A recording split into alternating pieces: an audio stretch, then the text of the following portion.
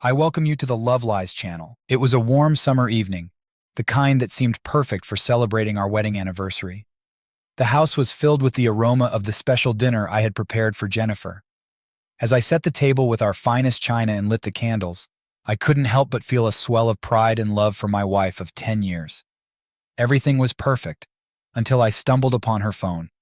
I wasn't the type to snoop, but her phone buzzed incessantly with messages as it lay unattended on the kitchen counter. Out of curiosity and mild annoyance, I picked it up to silence the notifications. That's when I saw it, a series of messages from a contact named Brad. At first, I thought it was a colleague or a friend, but as I read through the texts, my heart began to race. "Can't wait to see you again," one message read. "Last night was amazing," said another. My hands trembled as I scrolled further, the words blurring as tears welled up in my eyes. It felt like a punch to the gut, betrayal from the one person I trusted more than anyone in the world. Jennifer walked into the room, her smile fading as she saw the look on my face. "What's wrong, John?" she asked, concern creeping into her voice. I couldn't speak. I simply handed her the phone. Her eyes widened in panic, and she reached out to take it from me, but it was too late. "Who is Brad?" I demanded, my voice shaking with a mix of anger and heartbreak. She hesitated, her mouth opening and closing as if searching for the right words. "He's just a friend," she finally managed to say, but I could see the guilt written all over her face. "Don't lie to me, Jennifer," I snapped. "I read the messages. How long has this been going on?" Her shoulders slumped in defeat, and she began to cry. "I'm sorry, John. It just happened. I never meant to hurt you." The world around me seemed to collapse as I listened to her feeble excuses. The anniversary dinner, the candles, the life we had built together, all of it seemed meaningless now. The love of my life had betrayed me, and I had no idea how to handle it. That night, as Jennifer slept in the guest room, I lay awake, my mind racing. I couldn't just forgive and forget. The pain was too raw, too deep. As the hours ticked by, a dark idea began to take shape in my mind. If she could betray me so easily, why should I be the one to suffer? No, I would make her feel the same pain she had inflicted on me. I would make her regret ever betraying my trust. As dawn broke, I made a decision that would change both our lives forever. It was time to exact my revenge. The morning light streamed through the curtains, casting a harsh glow on the remnants of what was supposed to be a perfect evening. I sat at the kitchen table, nursing a cup of coffee, and trying to wrap my mind around the events of the previous night. Jennifer had yet to emerge from the guest room, and I was grateful for the solitude. It gave me time to think, to plan. Revenge wasn't something that came naturally to me. I had always prided myself on being a kind and understanding husband. But now, a cold determination had settled over me. I needed to make Jennifer understand the gravity of her betrayal. I decided to start subtly. Over the next few days, I became the perfect husband. I showered her with affection, cooked her favorite meals, and even surprised her with flowers. Jennifer was bewildered at first, her guilt-ridden eyes constantly searching mine for clues. She seemed to relax as time passed, perhaps hoping that I had forgiven her. My plan required patience. I began to reach out to our mutual friends, weaving a narrative of our perfect marriage. At barbecues and dinners, I would subtly praise Jennifer, mentioning how lucky I was to have such a wonderful wife. Our friends and colleagues, unaware of the truth, would nod in agreement, further cementing the image I was crafting. Meanwhile, I started collecting evidence of Jennifer's affair. It wasn't difficult. Brad was careless. I found emails, texts, and even photos that documented their time together. Each piece of evidence felt like a knife to the heart, but I knew it was necessary. I needed to be thorough. I also began to sow seeds of doubt among our friends, carefully planting rumors about Jennifer's behavior. It started with small comments, like how she was often late coming home or how she seemed distant. I watched as the gossip slowly spread, infecting our social circle with doubt and suspicion. One evening, as we sat together watching a movie, I turned to Jennifer and said, "Let's throw a party, invite all our friends. It's been a while since we had everyone over." She looked at me, surprised but pleased. "That sounds like a great idea, John. Let's do it." The date was set, and I knew it would be the perfect stage for my grand reveal. I continued to play the part of the devoted husband, while Jennifer seemed genuinely relieved, perhaps believing that we were on the path to healing. The night of the party arrived. and our house was filled with laughter and the hum of conversation. Jennifer mingled with our guests, a radiant smile on her face. I watched her, my resolve hardening. The moment had come. As the evening progressed, I gathered everyone's attention. "Thank you all for coming tonight," I began, my voice steady. "I wanted to share something important with you all." Jennifer's smile faltered as she looked at me, confusion in her eyes. I pulled out my phone and connected it to the TV. The room fell silent as the first message from Brad appeared on the screen. Gasps and murmurs filled the air as I continued to scroll through the evidence of Jennifer's infidelity. Tears streamed down Jennifer's face as she looked around at the shocked faces of our friends. "John, please," she begged, but I cut her off. "This is what I've been living with," I said, my voice cold. "This is the woman I thought I knew." The party ended in chaos, and our friends were left in stunned silence. Jennifer collapsed on the floor, sobbing. I felt a pang of guilt, but it was overshadowed by a grim satisfaction. She had betrayed me, and now she was feeling the consequences. As I looked at Jennifer, broken and humiliated, I knew that this was only the beginning. My life had changed irrevocably, and so had hers. The journey was far from over, and I was determined to see it through to the end. The days following the party were a whirlwind of chaos and confrontation. The once warm and inviting atmosphere of our home had turned icy and hostile.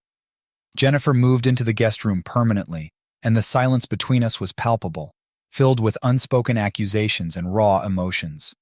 At work, the whispers and sidelong glances followed me. People who had been our friends now treated Jennifer with suspicion and disdain.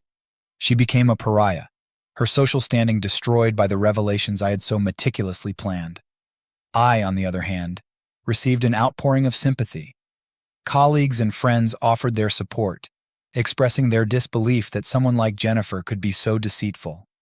I played the part of the heartbroken husband, grateful for their concern, while inwardly steeling myself for the next steps.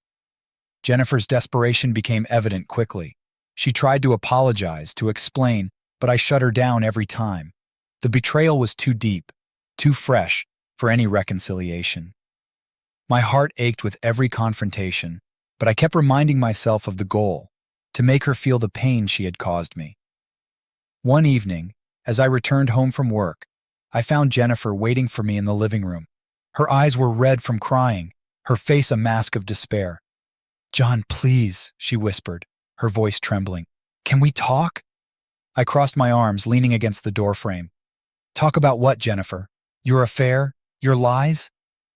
She flinched but continued. "I know I hurt you. I know what I did was unforgivable, but I want to try to make things right. Can we go to counseling? Can we at least try?" Her plea caught me off guard. I had expected more excuses, more tears, but this was something different. A genuine attempt to salvage what was left of our marriage. I felt a flicker of doubt. Could we really rebuild after everything that had happened? "I don't know if I can ever forgive you," I said slowly, "but I'll think about it." Jennifer nodded, a glimmer of hope in her eyes. "Thank you, John. That's all I ask."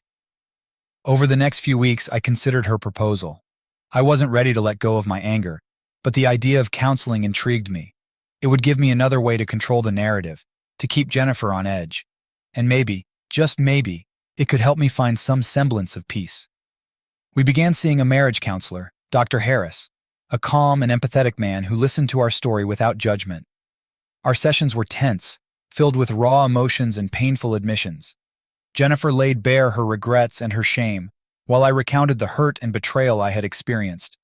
Through the process, I found myself in a paradox. Part of me wanted to continue punishing Jennifer, to make her feel the weight of her actions every single day. But another part, a part I hadn't expected, began to soften. Dr. Harris challenged me to look beyond my anger, to confront the pain underneath. One evening after a particularly grueling session, I sat alone in our bedroom, staring at an old photo of us on our wedding day. We looked so happy, so full of promise. I felt a pang of longing for that time, a desire to reclaim what we had lost. Jennifer knocked softly on the door before entering. "John, can I come in?" I nodded, and she sat down beside me on the bed. "I know it's going to take time," she said quietly, "but I'm committed to making this work if you'll let me." For the first time in weeks, I reached out and took her hand. I don't know if I can ever fully trust you again, I admitted, but I'm willing to try. Her eyes filled with tears, and she squeezed my hand tightly. That's all I need, John. A chance. Our journey was far from over. The road to healing would be long and fraught with challenges, but as we sat there together, I felt a glimmer of hope. Maybe, just maybe, we could find a way to rebuild, to move forward. And in that moment, I realized that forgiveness might be the most powerful revenge of all. The weeks that followed our decision to try counseling were fraught with a mix of cautious optimism and underlying tension. Jennifer and I were like two wary animals circling each other, unsure of how close we could get without triggering old wounds. Our sessions with Dr. Harris continued, becoming a battleground for our emotions and a testing ground for our commitment to mending the shattered remnants of our relationship. In our sessions, Dr. Harris encouraged us to communicate openly and honestly and to express our fears and desires without fear of judgment. It was easier said than done. Every time Jennifer spoke about her remorse, I had to fight the urge to lash out, to remind her of the pain she had caused me. But slowly, painfully, I began to see glimpses of the woman I had fallen in love with, hidden beneath layers of guilt and regret. One evening, after a particularly intense session, Jennifer suggested we go for a walk. It was a cool autumn night, the air crisp and filled with the scent of falling leaves. We walked in silence for a while, the sound of our footsteps crunching on the gravel path providing a soothing rhythm. "John," Jennifer finally said, her voice breaking the silence. "I've been thinking a lot about what Dr. Harris said today, about forgiveness and rebuilding trust." I nodded, keeping my gaze fixed ahead. "Yeah, it's a lot to process." She took a deep breath. "I know I can't undo what I did, but I want to do everything I can to make things right. I want to earn back your trust, even if it takes the rest of my life." Her words hung in the air, and for the first time, I felt a flicker of genuine hope. Maybe there was a way forward, a path that led to healing instead of endless recrimination. But I wasn't ready to let go of my anger completely. Not yet. "I appreciate that, Jennifer," I said finally, "but it's going to take time and effort from both of us." She nodded, her eyes glistening with unshed tears. "I'm willing to do whatever it takes, John. I love you, and I don't want to lose you." As we continued our walk, I couldn't help but reflect on how far we had come since that fateful night when I discovered her betrayal. The pain was still there, a constant ache in my chest, but it was beginning to feel less like an open wound and more like a scar, a reminder of what we had endured and what we were trying to overcome. Back at home, we settled into a new routine. We talked more, shared our thoughts and feelings, and slowly began to rebuild the trust that had been shattered. There were still moments of tension, flashes of anger and hurt that threatened to derail our progress, but we were learning to navigate them together. One afternoon, while sorting through some old photos, I came across a picture of us from our honeymoon. We were standing on a beach, the sun setting behind us, our faces lit with joy and love. I felt a lump form in my throat as I realized how much we had lost and how much we still had to fight for. "Look at this," I said, showing the photo to Jennifer. She took it from my hands, her eyes misting over as she studied the image. "We were so happy," she whispered. "I want us to be that happy again, John." "I do too," I admitted. "But it's going to take time. We can't just go back to the way things were."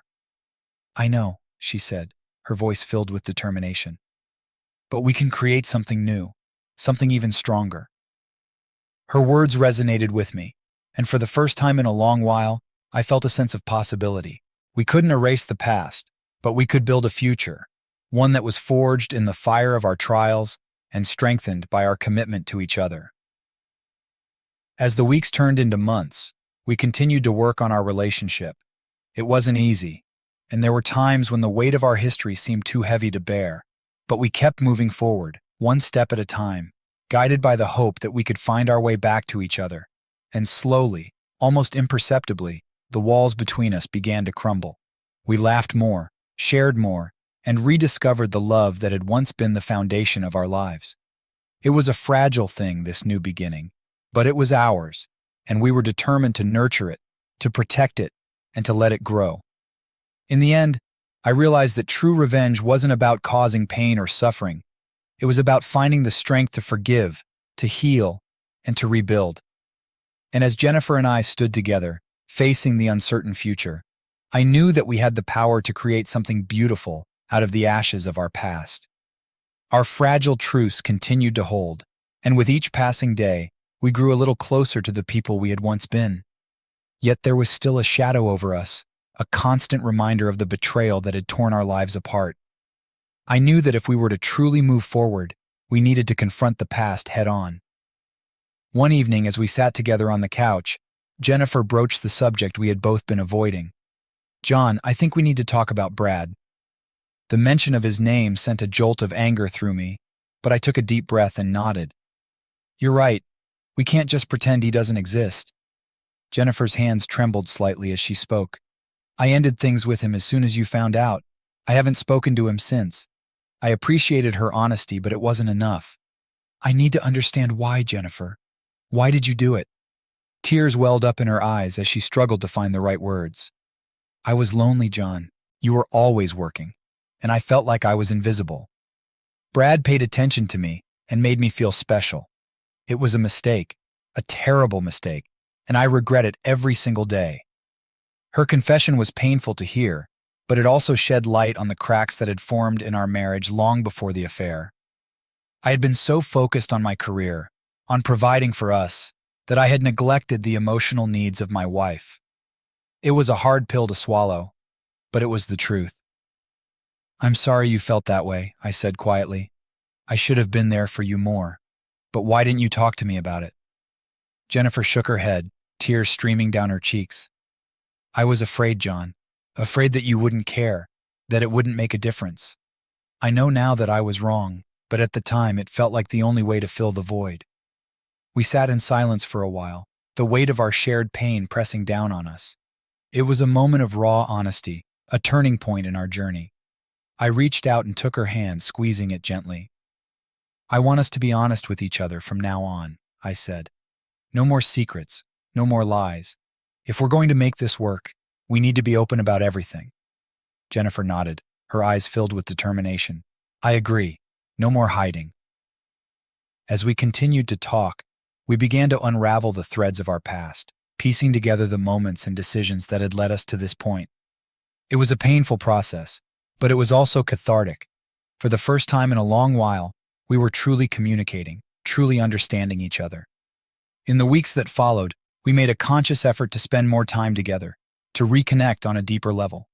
We went on dates, took long walks, and shared our dreams and fears. It wasn't easy, and there were still moments of doubt and insecurity, but we were committed to rebuilding our marriage. One weekend, we decided to take a trip to the beach where we had honeymooned. It was a place filled with happy memories, and we hoped it would help us create new ones.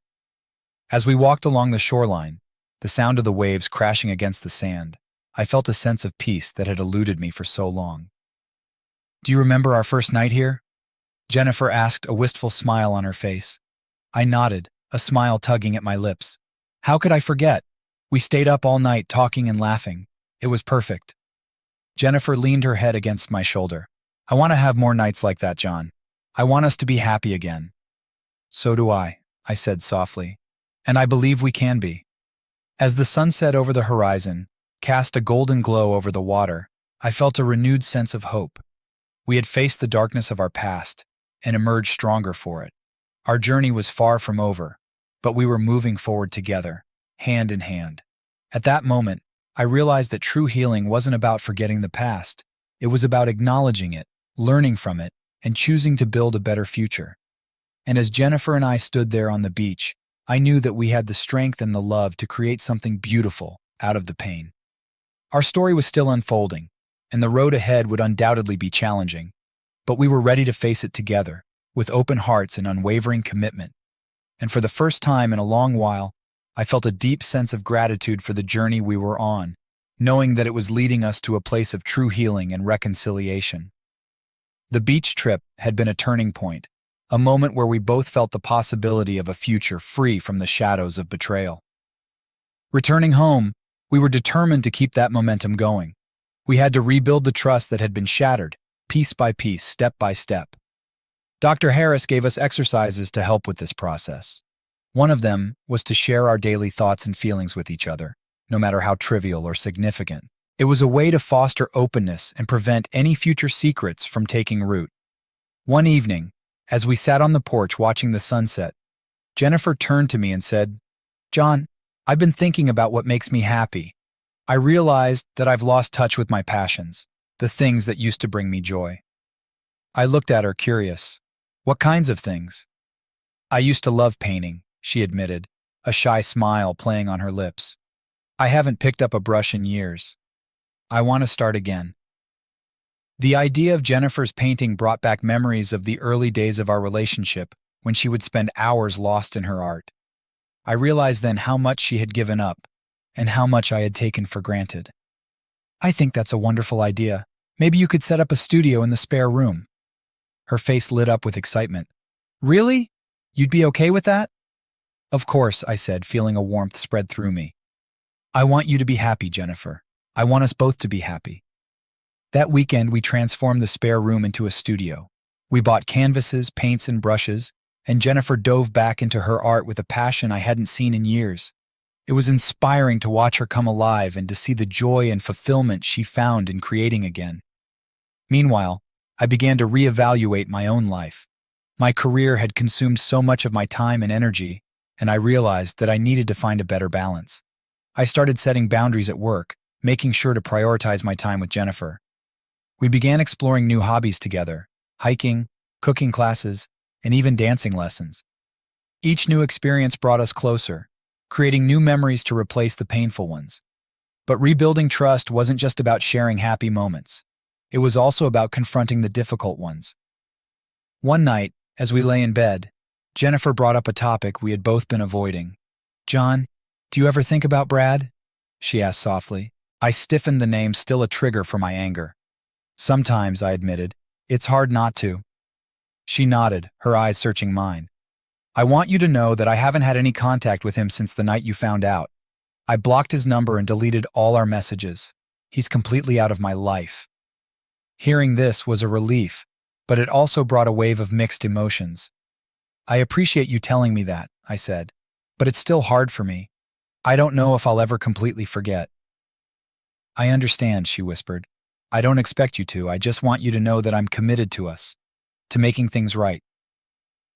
I reached out and took her hand, squeezing it gently. "Thank you. I believe you." The next day, I took a significant step towards rebuilding my own sense of security. I suggested we see Dr. Harris individually as well as together. I needed to work through my feelings, my anger, and my pain in a more focused way. Jennifer agreed, and soon we were both seeing him separately, in addition to our joint sessions. Through this individual counseling, I began to unravel my own emotions, understand the depth of my hurt, and find ways to cope with it. Dr. Harris helped me see that while forgiveness was a part of healing, it was also crucial to acknowledge my own worth and rebuild my self-esteem, which had taken a severe hit. Jennifer, on the other hand, was working on understanding her own actions, her reasons for the affair, and how to ensure she never repeated those mistakes. It was a painful process for both of us, but it was also necessary. We were learning not just how to be better partners to each other, but also how to be better versions of ourselves.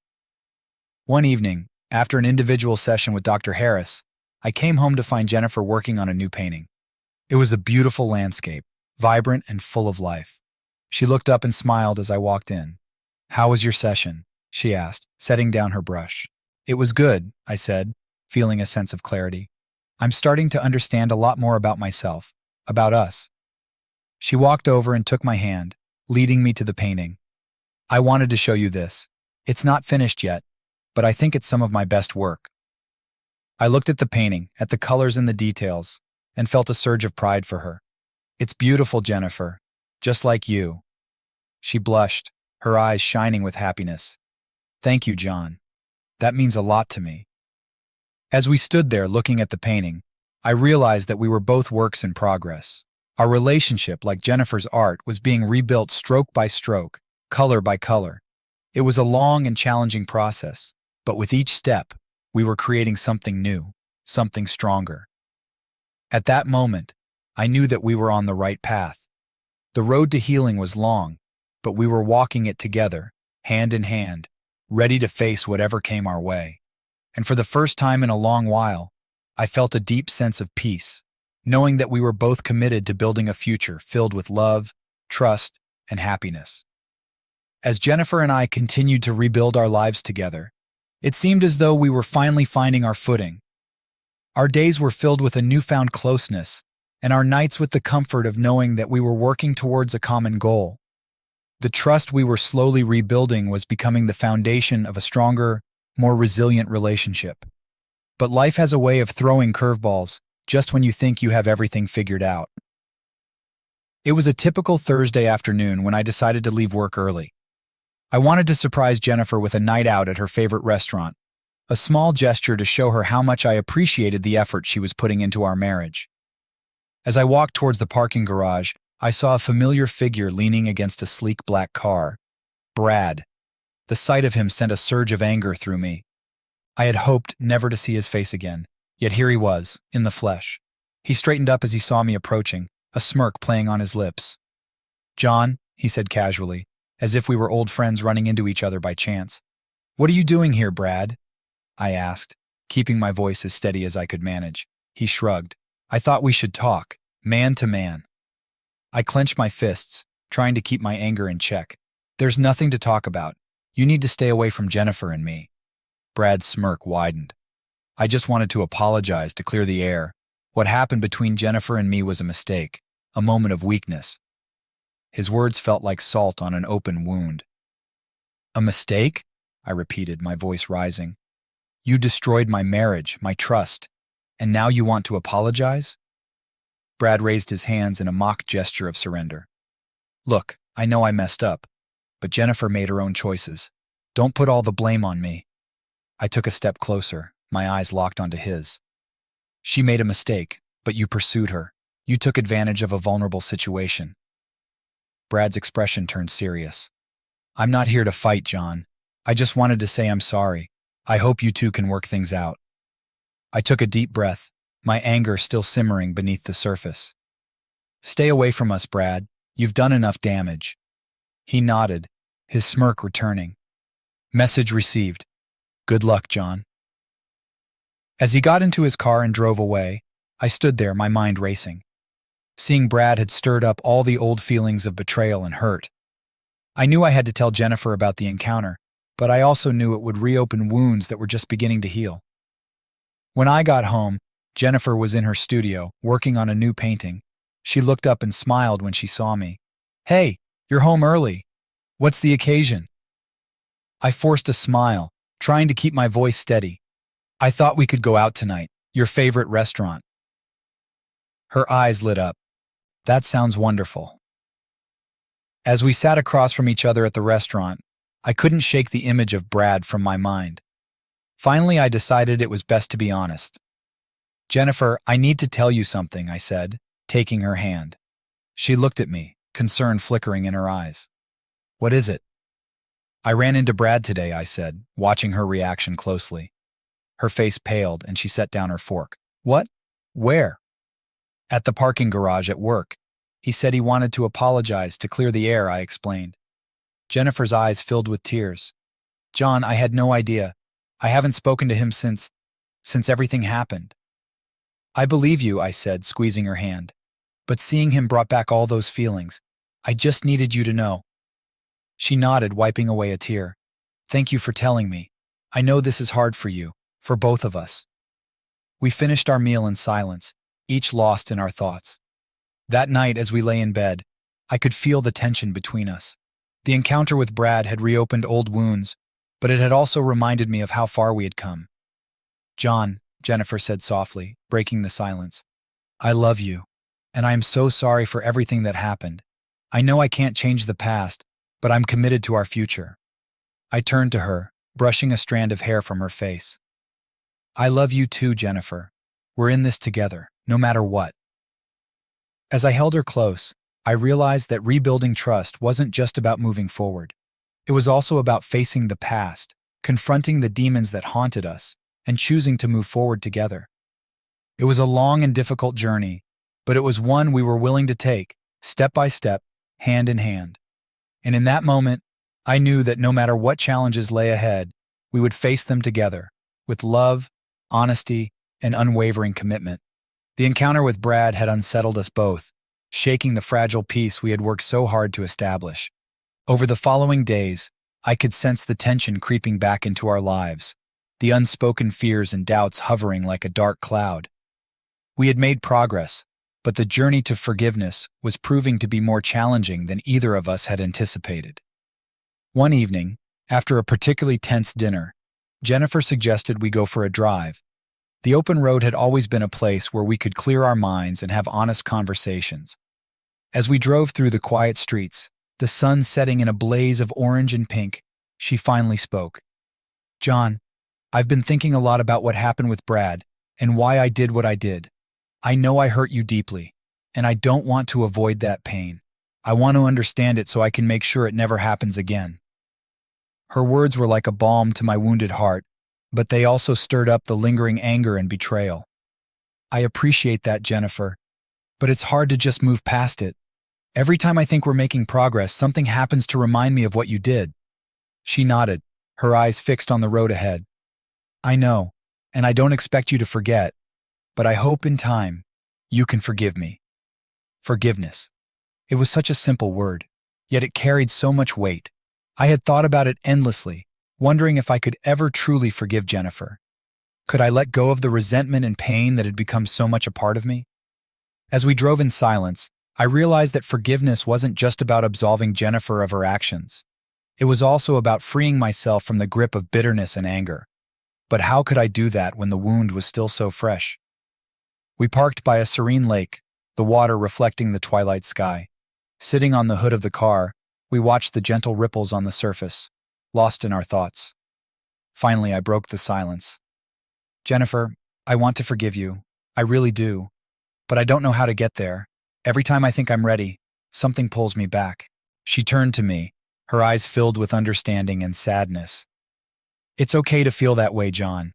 Forgiveness is a process, not a destination, and it's something we have to work on together."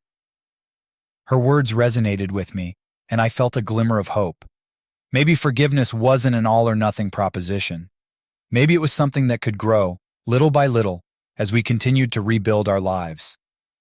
That night, we talked for hours, sharing our fears, our hopes, and our dreams for the future. It was a cathartic experience, one that brought us closer than we had been in a long time.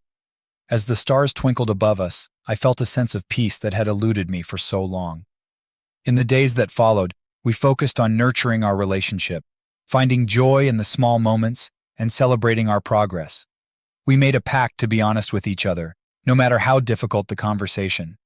Transparency became our guiding principle, a way to rebuild the trust that had been shattered. One weekend, we decided to tackle a home improvement project together. It was something we had always talked about but never found the time to do.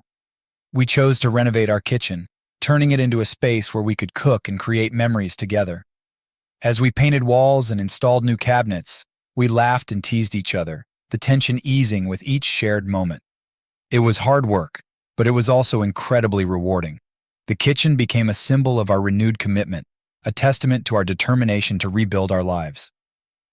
One evening, as we stood back to admire our handiwork, Jennifer turned to me with a smile. "I think we did a pretty good job," she said, her eyes sparkling with pride. "We did," I agreed, wrapping an arm around her shoulders. "And it's just the beginning." Our journey to forgiveness was far from over, but we were making progress. Each day brought new challenges, but it also brought new opportunities for growth and healing. We were learning to trust each other again, to find joy in our shared experiences, and to believe in the possibility of a future filled with love and happiness. In the end, I realized that forgiveness wasn't a single act, but a series of choices. It was about choosing to let go of the past, to embrace the present, and to hope for the future. It was about finding the strength to love again, despite the pain and the fear. As Jennifer and I stood together in our newly renovated kitchen, I knew that we had the power to create something beautiful out of the ashes of our past. It wouldn't be easy, and it wouldn't happen overnight, but with each step we took, we were moving closer to a place of true healing and reconciliation. And in that moment, I felt a deep sense of gratitude for the journey we were on. knowing that we were facing it together, with open hearts and unwavering commitment. The new kitchen symbolized our fresh start, and it quickly became the heart of our home. Cooking together became a ritual, a way to bond and create new memories. But even as we enjoyed these moments, the shadow of our past still lingered, reminding us that healing was an ongoing process. One evening, as we prepared dinner, Jennifer suggested something unexpected. "John, I've been thinking, maybe we should go on a trip, just the two of us, a chance to get away from everything and focus on us." The idea caught me off guard, but I could see the sense in it.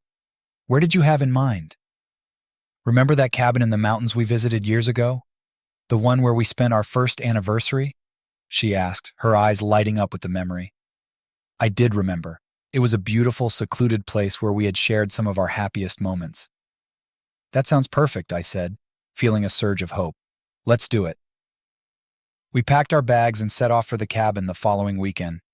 The drive through the winding mountain roads was filled with anticipation. It felt like a journey back to simpler times, a chance to reconnect away from the distractions of daily life. As we pulled up to the cabin, the memories came flooding back.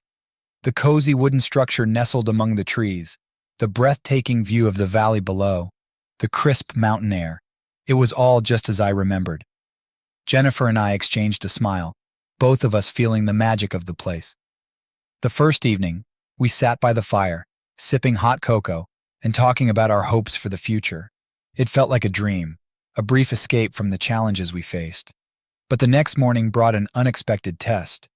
We decided to go for a hike along a trail we had enjoyed on our previous visit. The path was steep and rocky, requiring us to support each other along the way. It was a physical metaphor for our journey, challenging but rewarding, requiring trust and cooperation. As we reached a particularly difficult section, Jennifer slipped and twisted her ankle. She cried out in pain, and I rushed to her side. "Are you okay?" I asked, helping her to sit on a nearby rock. "It hurts," she admitted, wincing. "I don't think I can walk on it." I looked around, assessing our situation. We were a good distance from the cabin, and there was no cell service in the area. "I'll carry you," I said, lifting her gently.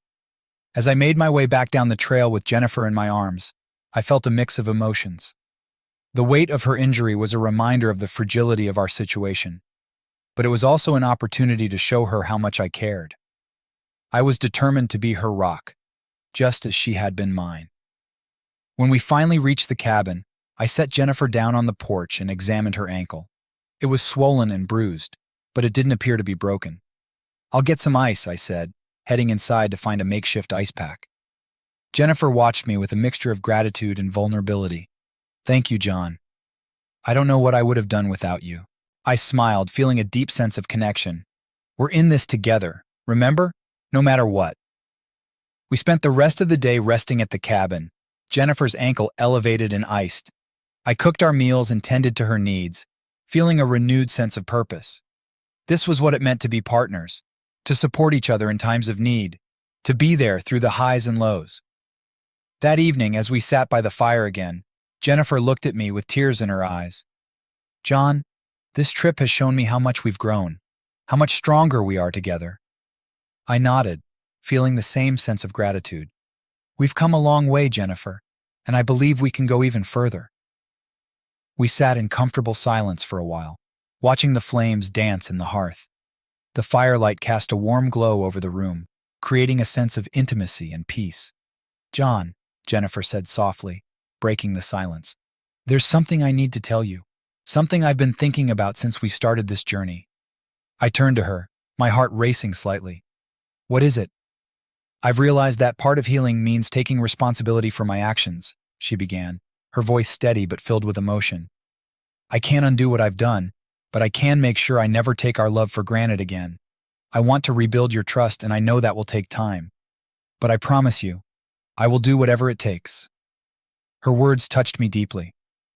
"Jennifer, I appreciate your honesty, and I want you to know that I'm committed to this journey too. Forgiveness is hard, but I'm willing to keep trying. I believe in us." As we sat there holding each other, I felt a profound sense of hope.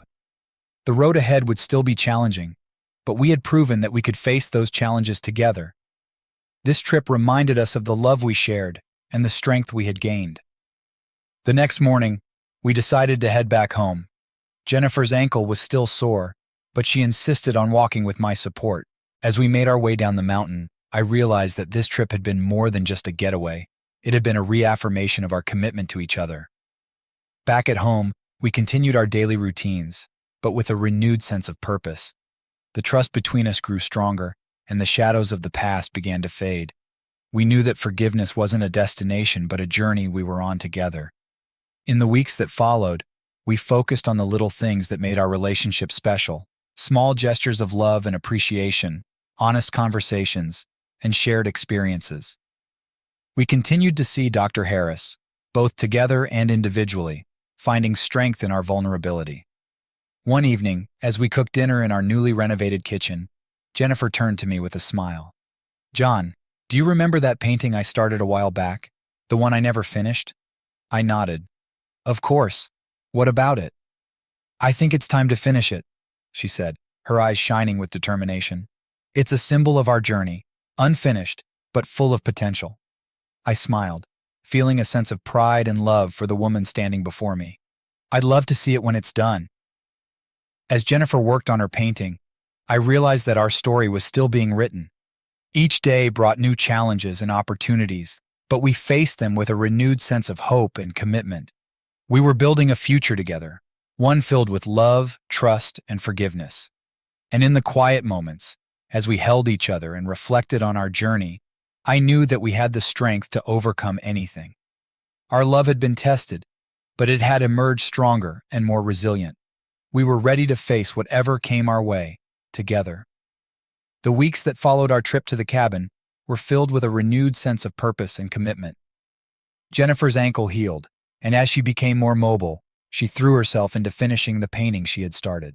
It became a symbol of our journey, a tangible representation of the hope and resilience that defined our relationship.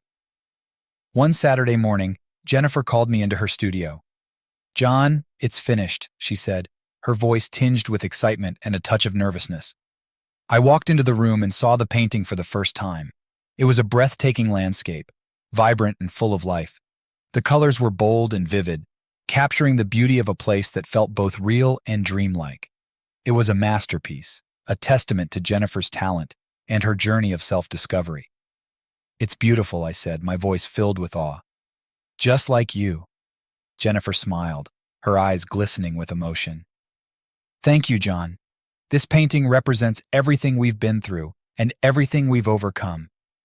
It's a reminder that even in the darkest times, there's always a possibility for beauty and growth." We decided to hang the painting in our living room, where it could serve as a daily reminder of our journey. Every time I looked at it, I felt a sense of pride and hope, knowing that we had come so far and had the strength to continue moving forward. One evening, as we sat on the couch admiring the painting, Jennifer turned to me with a thoughtful expression. "John, I've been thinking about something Dr. Harris said during our last session. He talked about the importance of community and support and how sharing our story could help others who are going through similar struggles." The idea intrigued me. "You mean sharing our journey with others?" "Yes," Jennifer said, her eyes lighting up. "I think it could be healing for us and for others. Maybe we could start a support group or write about our experiences, something to let people know they're not alone." The thought of sharing our deeply personal journey with others was both daunting and inspiring, but I could see the potential for healing and growth, not just for us, but for others who might be struggling with similar issues. "Let's do it," I said, feeling a surge of determination. "If our story can help even one couple, it'll be worth it." We began to research ways to share our story and connect with others. We joined a local support group for couples dealing with infidelity and found a community of people who understood our struggles. We shared our experiences, listened to others, and found strength in the collective journey of healing. Jennifer also started a blog, writing about our journey and the lessons we had learned along the way. Her posts were honest and raw, filled with the pain and hope that defined our relationship. The response was overwhelming.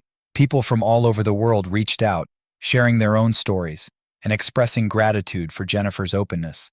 As we became more involved in the community, we realized the power of connection and support. It wasn't just about our own healing.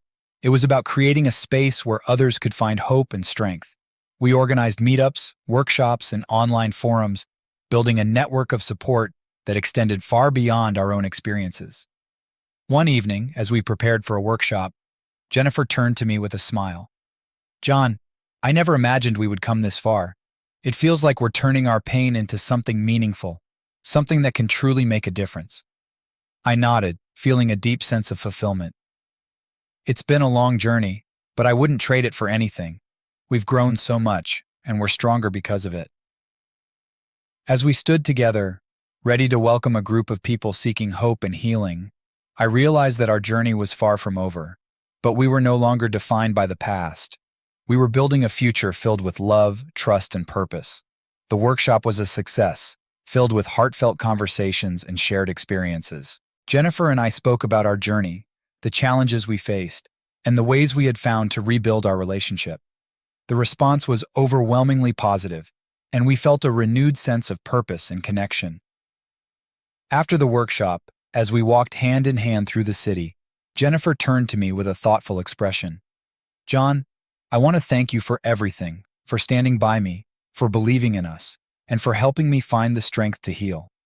I smiled, feeling a deep sense of love and gratitude. "Thank you, Jennifer, for your honesty, your commitment, and for being my partner in this journey. I couldn't have done it without you." We continued to build our lives together, finding joy in the everyday moments and strength in our shared experiences. Our relationship was far from perfect, but it was real, and it was ours. As we sat on our porch one evening, watching the sunset and reflecting on our journey, I felt a profound sense of peace. We had faced the darkest moments together and emerged stronger, more resilient, and more in love than ever before. And in that moment, I knew that no matter what challenges lay ahead, we would face them together with open hearts and unwavering commitment. Our journey was far from over, but we were ready to embrace whatever the future held, hand in hand, with love and hope guiding us every step of the way. The success of our workshop and the positive response to Jennifer's blog filled us with a sense of purpose and excitement. We realized that sharing our story was not just therapeutic for us, but also a beacon of hope for others struggling with similar issues. This newfound purpose brought us closer together, giving us a shared goal beyond our personal healing. One day, as we were brainstorming ideas for our next workshop, Jennifer looked at me with a spark in her eyes. "John, what if we took this further? What if we wrote a book about our journey?" The idea took me by surprise, but the more I thought about it, the more it made sense. "You mean like a memoir? Sharing our story in detail?" "Exactly," she said, her excitement growing. "We've already seen how our blog and workshops help people. A book could reach even more. Plus, it would be a way to document everything we've been through, not just for others, but for us too." I nodded, feeling the weight of the idea, but also the potential it held. "I think it's a great idea. It would be a lot of work, but if it can help even more people, it would be worth it." Jennifer and I began to outline our story, deciding to focus on the major turning points and lessons we had learned along the way. Writing the book was an emotional journey, forcing us to relive painful moments, but also allowing us to celebrate the progress we had made. We spent countless hours writing, revising, and supporting each other through the process.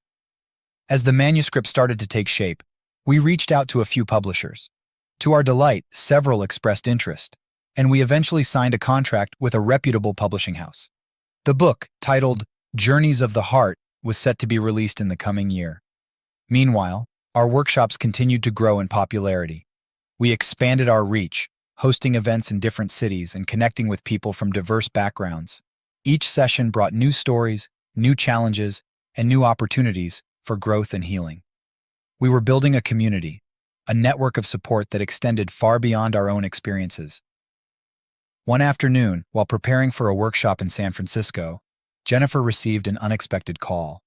It was from a producer at a well-known talk show, inviting us to share our story on national television. The prospect was both exciting and terrifying, but we knew it was an incredible opportunity to reach an even wider audience. "Do you think we're ready for this?" Jennifer asked, her voice filled with both excitement and apprehension. I took her hand, feeling the familiar surge of support and love. "We've come this far together. I believe in us, and I believe in our story. Let's do it. The day of the talk show arrived, and we found ourselves sitting in a brightly lit studio, facing a live audience and millions of viewers at home.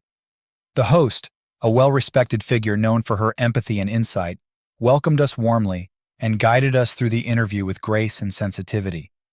As we shared our journey, I could see the impact our words were having on the audience. There were tears, nods of understanding, and moments of deep connection. Jennifer spoke about her mistakes and her path to redemption with honesty and vulnerability, while I talked about the pain of betrayal and the challenging road to forgiveness. It was a powerful experience, and by the end of the interview, we felt a profound sense of accomplishment and hope. After the show, we received an outpouring of messages from viewers who had been touched by our story. People shared their own struggles, thanked us for our honesty, and expressed how our journey had inspired them to seek healing and growth in their own relationships. It was incredibly humbling and reaffirmed our commitment to this path. As our book launch approached, we were filled with a mix of anticipation and nerves. We organized a small event at a local bookstore, inviting friends, family, and members of our support group. The turnout was overwhelming, and the room was filled with love and encouragement. During the event, we took turns reading excerpts from Journeys of the Heart, sharing the most pivotal moments and lessons from our journey. There were tears, laughter, and heartfelt applause as we spoke. It was a celebration of our resilience, our love, and the power of vulnerability and honesty. That night, as we returned home, Jennifer turned to me with a smile. "John, I never imagined we would come this far. It's been a long and difficult journey, but I wouldn't trade it for anything. Thank you for standing by me, for believing in us, and for helping me find the strength to heal." I pulled her close, feeling the weight of her words and the depth of our connection. "Thank you, Jennifer, for your courage, your honesty, and your unwavering commitment. We've built something beautiful out of our pain, and I couldn't be prouder of us." As we stood together, looking at the painting in our living room, I realized that our journey was far from over. But we were no longer defined by the past. We were building a future filled with love, trust, and purpose. And in that moment, I knew that no matter what challenges lay ahead, we would face them together, with open hearts and unwavering commitment. Our story was just beginning, and the possibilities were endless. The buzz from our book launch and talk show appearance began to settle, and life returned to a semblance of normalcy. The routine, however, was different this time. Our relationship was different. We had built something new from the ashes of our past, but the true test of our renewed trust was yet to come. One evening, after a long day of responding to emails and planning our next workshop, Jennifer received an unexpected message. It was from Brad. "John," she said quietly, showing me her phone. "Brad wants to meet. He says he needs to talk to me in person." A cold shiver ran down my spine. The man who had shattered our lives wanted back in, even if just for a conversation. I struggled to maintain my composure. "What do you think he wants?" Jennifer shook her head, her face a mix of confusion and anxiety. "I don't know. Closure, maybe? To apologize?" The idea of Jennifer meeting Brad alone was out of the question, but I also knew that trying to control the situation would be counterproductive. We had built our new relationship on a foundation of trust and transparency, and this was a crucial test of both. "Let's meet him together," I suggested. "If he truly wants to talk, he should be willing to do it with both of us present." Jennifer agreed, and we arranged to meet Brad at a cafe in the city. The days leading up to the meeting were tense. Old wounds were resurfacing, and I found myself questioning everything again. But every time doubt crept in, I reminded myself of how far Jennifer and I had come. The day of the meeting arrived, and as we walked into the cafe, my heart pounded in my chest. Brad was already there, sitting at a corner table. He looked different, older, wearier. Seeing him brought back a flood of memories, but I forced myself to focus on the present. "John, Jennifer," Brad greeted us, standing up awkwardly. "Thank you for agreeing to meet." We sat down, and an uncomfortable silence hung in the air. Finally, Brad spoke. "I know I'm the last person you want to see, but I've been carrying a lot of guilt about what happened, and I needed to apologize. To both of you."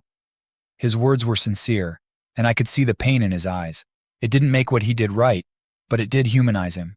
"Why now?" I asked, my voice steady but firm. Brad sighed. I've been going through therapy, trying to understand my actions and their consequences. Part of that process is making amends. I know I hurt you both deeply, and I wanted to face you and take responsibility." Jennifer nodded, tears welling in her eyes. "Thank you, Brad. Your apology means a lot. But it's not just about saying sorry. It's about understanding the impact of your actions."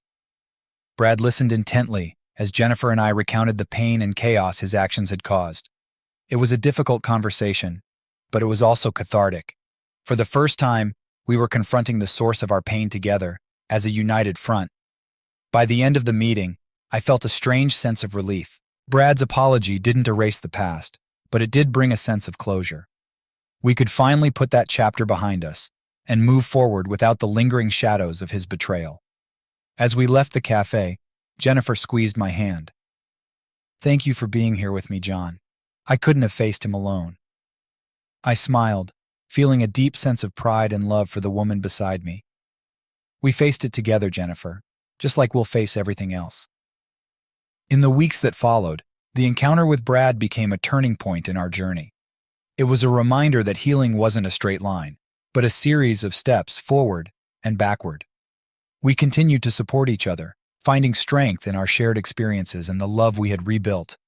Our book, Journeys of the Heart, gained more traction, and we were invited to speak at various events and podcasts. Each opportunity to share our story brought new connections and reinforced our belief in the power of vulnerability and honesty. One evening, as we sat in our living room, Jennifer turned to me with a thoughtful expression. "John, I've been thinking about something. We've been helping others heal their relationships, but what about those who haven't found their path yet? What if we started a retreat, a place where couples can come to work on their relationships in a supportive environment?" The idea was ambitious, but it felt like the natural next step in our journey. "I love it," I said, feeling a surge of excitement. "A retreat where we can combine everything we've learned and create a space for healing and growth." We began planning the retreat, scouting locations and designing programs that combine therapy, workshops, and activities to strengthen relationships. It was a massive undertaking, but we were passionate about making it a reality. As we worked on the retreat, our bond grew even stronger. We were no longer just healing from the past. We were building a future filled with purpose and love. Each step of the journey had brought us closer, and we were ready to face whatever came next. The retreat opened its doors a few months later, welcoming couples from all walks of life. The first session was a resounding success, filled with breakthroughs, tears, and moments of profound connection. Watching couples transform and find hope in their relationships was incredibly rewarding. One evening, after a long day at the retreat, Jennifer and I sat on the porch, watching the stars. "John," she said softly, "I never imagined we would come this far. Thank you for believing in us, for standing by me through everything." I pulled her close, feeling a deep sense of contentment. "Thank you, Jennifer, for your courage and your love. We've built something beautiful together, and I can't wait to see what the future holds." As we sat there hand in hand, I realized that our journey was far from over. But we were no longer defined by the past. We were building a future filled with love, trust, and purpose. And in that moment, I knew that no matter what challenges lay ahead, we would face them together, with open hearts and unwavering commitment. Our story was just beginning, and the possibilities were endless. The success of our retreat marked a new chapter in our journey. We had created a sanctuary where couples could find hope, healing, and the tools to rebuild their relationships. But our work was far from over.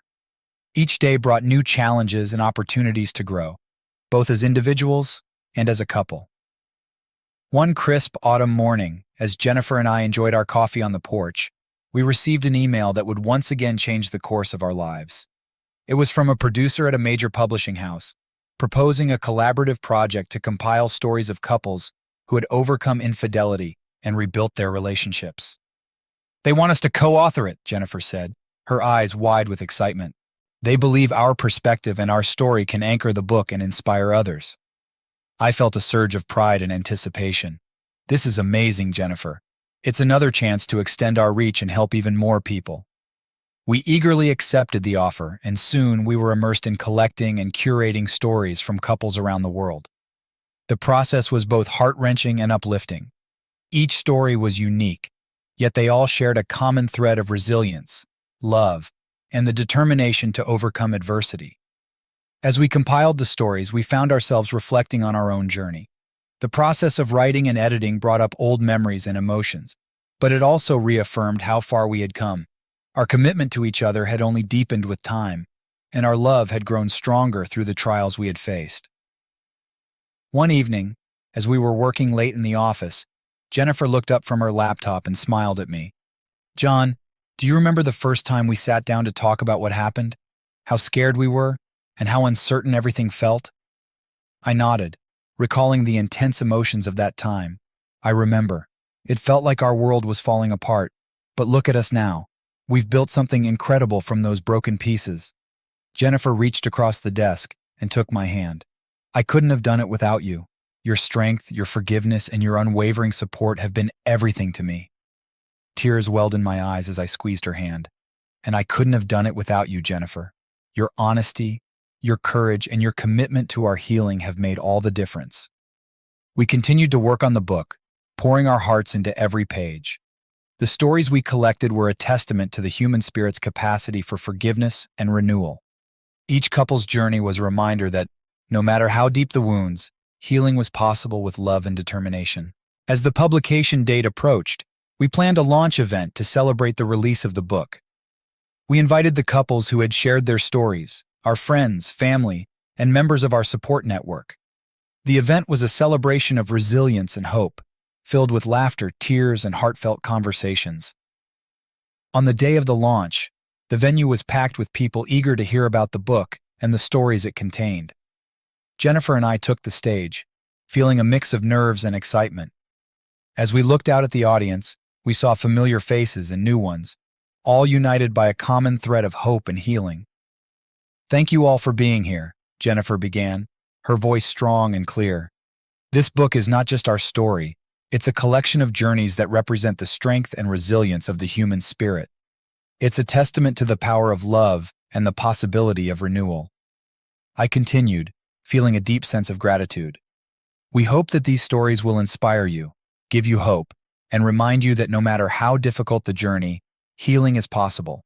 Together, we can overcome anything." The applause that followed was overwhelming. As we signed copies of the book and spoke with attendees, we were filled with a profound sense of connection and purpose. The journey we had started so long ago had come full circle, and we were now part of a larger community dedicated to healing and growth. That night, as we returned home, Jennifer and I reflected on the incredible journey we had undertaken. "I feel like we've come so far," Jennifer said, her voice filled with emotion. "But I also feel like this is just the beginning." I nodded, feeling the same sense of anticipation. There's so much more we can do, so many more people we can help. Our journey isn't just about us anymore. It's about creating a legacy of love and resilience. In the months that followed, our work continued to expand. We hosted more retreats, spoke at conferences, and collaborated with other organizations dedicated to relationship healing.